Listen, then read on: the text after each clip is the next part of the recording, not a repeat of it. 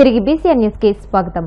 తెలుగుదేశం హయాంలో జరిగిన మద్యం అవినీతి కేసుల్లో పీకల లోతుల వరకు కూరుకుపోయిన చంద్రబాబు దానికి ప్రతీకారంగా సృష్టించిన లిక్కర్ స్కామ్తో వేధింపులకు పాల్పడుతున్నారని తిరుపతి ఎంపీ మద్దిల గురుమూర్తి, రాజమహేంద్రవరం మాజీ ఎంపీ మార్గాని భరత్లు మండిపడ్డారు. రాజమహేంద్రవరంలోని పార్టీ కార్యాలయంలో ఏర్పాటు చేసిన మీడియా సమావేశంలో వారు మాట్లాడుతూ లిక్కర్ స్కామ్ పేరుతో చంద్రబాబు సృష్టించిన బేతాల కథల్లో సంబంధం లేని ఎంపీ మిథున్ రెడ్డిని కుట్రపూరితంగానే అరెస్ట్ చేశారని ఆగ్రహం వ్యక్తం చేశారు. జైలులో చట్టపరంగా మిథున్ రెడ్డికి రిమాండ్లో కల్పించాల్సిన వసతులను కూడా ఇవ్వకుండా అత్యంత దుర్మార్గంగా వ్యవహరిస్తున్నారని ఆగ్రహం వ్యక్తం చేశారు.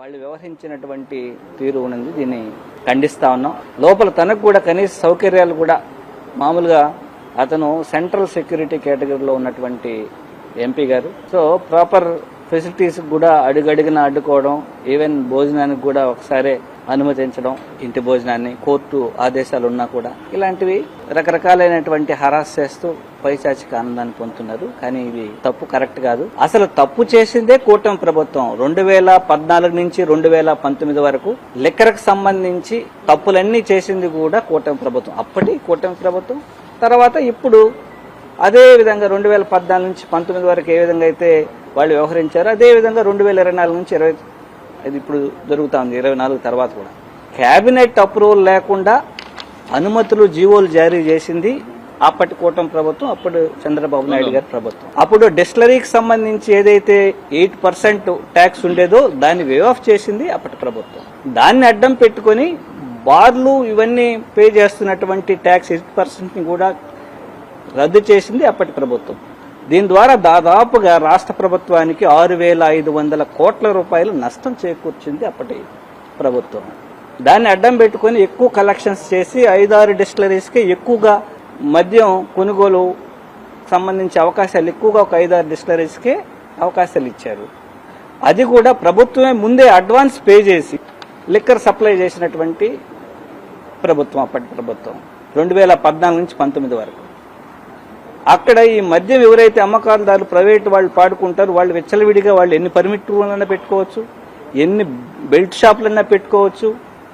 అట్లా అడ్డగోలుగా మద్యాన్ని గ్రామాల్లో ఏరులై పారించినటువంటి దుస్థితి 2014 నుంచి 19 వరకు. దాని ద్వారా విపరీతమైన కరప్షన్ చేసినటువంటి ప్రభుత్వం 2014 నుంచి 19 వరకు. పార్టీ అధ్యక్షులు గౌరవనీయులు వైఎస్ జగన్మోహన్ రెడ్డి గారు ప్రజా సంకల్ప యాత్ర చేపడితే రాష్ట్ర వ్యాప్తంగా మహిళలందరూ వచ్చి పాదయాత్రలో కన్నీళ్లు పెట్టుకున్నటువంటి పరిస్థితి. వైఎస్ఆర్ కాంగ్రెస్ పార్టీ పార్లమెంట్ లో లోక్సభ ఫ్లోర్ లీడర్ అయిన మిథున్ రెడ్డి గారితో ములాఖాత్ ఇవాళ జరిగింది. ఆయన కలిశారు. కలిసినప్పుడు కూడా ఆయన చెప్పిన మనోవేదనను కూడా ఇవాళ మీరందరూ కూడా విన్నారు.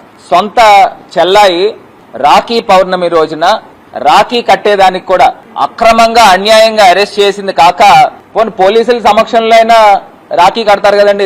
దగ్గరగా నాకు తెలిసి 30-35 ఏళ్లు కలిసి ఒకే తల్లి కడుపున పుట్టిన పిల్లలు, మరి వాళ్ళు రాఖీ పండగ రోజున రాఖీ కూడా జరుపుకోనివ్వకోకుండా ఏముందండి, ఇప్పుడు రాఖీ కడతారు. పోలీసుల సమక్షంలోనే రాఖీ కట్టి ఒక తిలకం పెడితే ఈ బంధాన్ని మనం ఎంత గౌరవించిన వాళ్ళు అవుతామండి, హిందూ సాంప్రదాయాన్ని. తప్పే ఉందండి, నాకు అర్థం కాల. కనీసం రాఖీ కూడా ఎలో చేయలేని పరిస్థితుల్లో ఇవాళ ఈ కూటమి ప్రభుత్వం అని కూడా కాదు, తెలుగుదేశం ప్రభుత్వం. ఎందుకంటే ఈ కూటమిలో మిగతా వాళ్ళకి ఎవరికి కూడా పెద్ద వాయిస్ లేదు, వాళ్ళు ఉన్నా లేనట్టే కింద పరిగణిస్తా ఉన్నాం. ఈ తెలుగుదేశం ప్రభుత్వంలో జరుగుతా ఉంది. ఒక్కసారి ఆంధ్ర రాష్ట్ర ప్రజల అక్క చెల్లెమ్మలు అందరూ కూడా ఒక్కసారి దీన్ని గమనించాల్సిందిగా కోరుతా ఉన్నా. ఇది కాకుండా లిక్కర్ పాలసీ గురించి వీళ్ళు చెప్తా ఉన్నారు. అసలు కనీసము నీతులు చెప్పడానికైనా కనీసం సిగ్గుండాలి కదండి. ఇవాళ ఆంధ్రప్రదేశ్ రాష్ట్రంలో మద్యం షాపులు రోడ్లపైన తాగేస్తున్నారు డైరెక్ట్ గా. అక్కడ మద్యం షాపు బయట నుంచుని గ్లాసులు అక్కడే పెట్టేస్తున్నారు. డైరెక్ట్ గా ఎత్తేసి అక్కడ గ్లాసులు పెడతా ఉన్నారు. డైరెక్ట్ నడి రోడ్డు పైన వ్యవహారం జరుగుతా ఉంది. పర్మిట్ రూమ్లు, ప్రతి బ్రాందీ షాప్ కి పర్మిట్ రూమే. డైరెక్ట్ గా ఓపెన్ గా అక్కడ లోపల కూర్చోబెట్టి యథేచ్ఛగా తాగిస్తా ఉన్నారు. వీధికి ఒక బెల్ట్ షాప్ నిర్వహిస్తా ఉన్నారు రాష్ట్ర వ్యాప్తంగా. ఇది ఓపెన్ గా జరుగుతా ఉంది. ప్రపంచ ఆదివాసీ దినోత్సవం సందర్భంగా బాపట్ల జిల్లా కలెక్టర్ కార్యాలయం వద్ద ఈటీసీ హాల్లో ఏర్పాటు చేసిన కార్యక్రమంలో ఎమ్మెల్యే నరేంద్ర వర్మ పాల్గొన్నారు. ఆదివాసుల సాంస్కృతిక జీవనాన్ని, హక్కులను పరిరక్షించాలనే లక్ష్యంతో ఐక్యరాజ్య సమితి నిర్ణయంతో ప్రపంచ ఆదివాసీ దినోత్సవాన్ని ప్రపంచవ్యాప్తంగా ఆగస్టు 9న ప్రతి ఏటా జరుపుకుంటున్నామని, ప్రజల కోసం పోరాటాలు చేసే వాళ్లు చరిత్రలో నిలిచిపోతారని, ఏకలవ్యుడు, అల్లూరి, వెన్నెలకంటి స్ఫూర్తితో ముందుకు వెళ్లాలని పిలుపునిచ్చారు. ప్రాచీన సంస్కృతి, సాంప్రదాయాలకు, నిరాడంబరతకు నిలువుటద్దుగా నిలిచే జీవనశైలి ఆదివాసుల సొంతమని, కూటమి ప్రభుత్వంలో ఆదివాసీల సంక్షేమం, వారి హక్కుల పరిరక్షణ కోసం నిత్యం కృషి చేస్తుందని తెలియజేశారు. ఆదివాసీ దినోత్సవం సందర్భంగా జిల్లా కలెక్టర్ గారు ఇక్కడ ఒక మంచి కార్యక్రమాన్ని ఏర్పాటు చేయటం, మనలందరినీ కూడా ఈ కలెక్టరేట్లో ఒక చోట కలపటం, ఆ సందర్భంగా మీ అందరి నాయకత్వంలో మన కళల్ని, మన చదువుల్ని, మన ఆర్థిక పరమైన స్థితిగతుల్ని మనందరం ఎలా కాపాడుకోవాలా, మనల్ని సమాజంలో ఒక గుర్తింపు దిశగా మనందరం ఎలా ముందుకెళ్ళాలా, మీరు అడుగుతున్నారు, ఇటువంటి దాని మీద ఇటువంటి వేదికల్లో మనందరం కూడా చర్చించుకుంటూ ఉంటాం. బ్రిటిష్ వారి టైంలో అప్పట్లో గిరిజనుల కోసం అల్లూరి సీతారామరాజు కానివ్వండి, కంఠం దొర కానివ్వండి, వీళ్ళందరూ కూడా ఇప్పుడే కాదు, యుగాలు మారిన అప్పుడెప్పుడో మహాభారతంలో కూడా ఏకలవ్యుడి పాత్ర మనకు తెలుసు. అప్పట్లోనే కుల వివక్షకు గురై ఎంతో ఏకాగ్రత ఉన్న ఏకలవ్యుడు కూడా ఆ రోజు వెనకబడిన సంఘటన మనం చూసాం.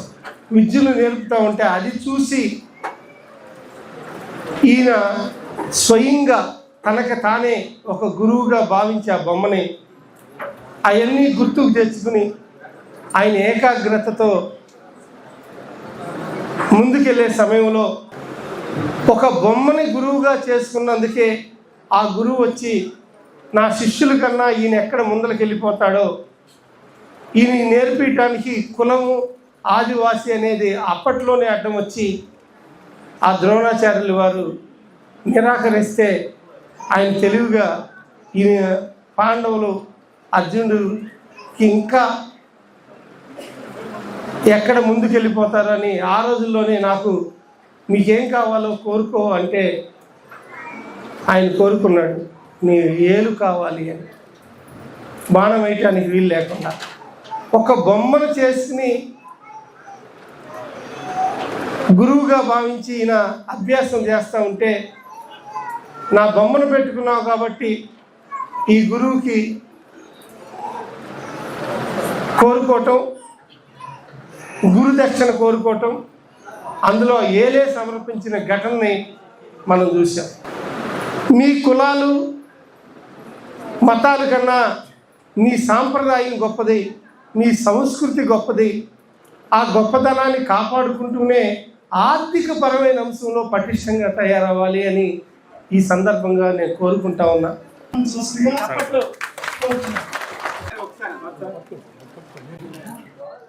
తిరుపతి జిల్లా శ్రీకాళహస్తిలో సంచలనం సృష్టించిన డ్రైవర్ రాయుడు హత్య కేసులో జనసేన మాజీ నేత వినుత కోటకు ఈ నెల 6న చెన్నై హైకోర్టు షరతులతో కూడా బెయిల్ మంజూరు చేసింది. ఈ కేసులో వినుత 3వ నిందితురాలుగా ఉంది. జూలై 7న శ్రీనివాసులు అలియాస్ రాయుడు అనే తన డ్రైవర్ను వినుత దంపతులు హత్య చేశారనే అభియోగంపై తమిళనాడు పోలీసులు అరెస్ట్ చేసిన సంగతి తెలిసిందే. ఈ కేసులో ఇప్పటి వరకు వినుతకు మాత్రమే న్యాయస్థానం బెయిల్ మంజూరు చేసింది. తదుపరి ఉత్తర్వులు వచ్చే వరకు వినుత చెన్నై పోలీస్ స్టేషన్లో సంతకాలు చేయాల్సి ఉంటుంది. కాలేజీల్లో ర్యాగింగ్ అరికట్టేందుకు కఠిన చర్యలు తీసుకుంటున్నప్పటికీ విద్యార్థుల తీరు మారడం లేదు. ర్యాగింగ్ పేరుతో జూనియర్ విద్యార్థుల పట్ల సీనియర్లు అమానుషంగా ప్రవర్తిస్తున్నారు. ర్యాగింగ్ తట్టుకోలేక విద్యార్థులు ఆత్మహత్యలు చేసుకున్న ఘటనలు కూడా ఉన్నాయి. అయితే తాజాగా మరోసారి ర్యాగింగ్ కలకలం రేపింది.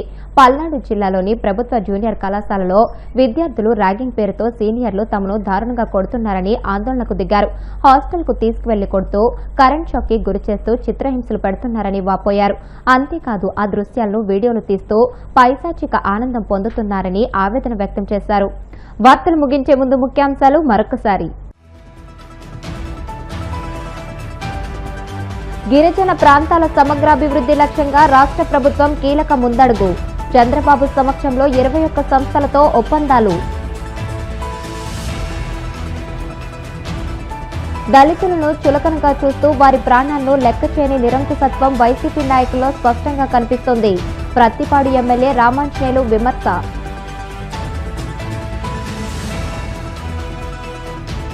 లిక్కర్ స్కామ్ పేరుతో ఎంపీ మిథున్ రెడ్డిని కుట్రపూరితంగా అరెస్ట్ చేశారు.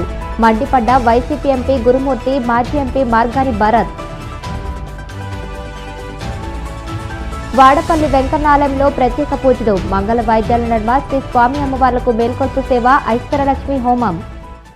ఈ వార్తలు ఇంతటితో సమాప్తం. మరిన్ని వార్తల కోసం BCN digital YouTube channel, Facebook page ని ఫాలో అవ్వండి. అప్డేటెడ్ వార్తల కోసం ప్లీజ్ సబ్స్క్రైబ్.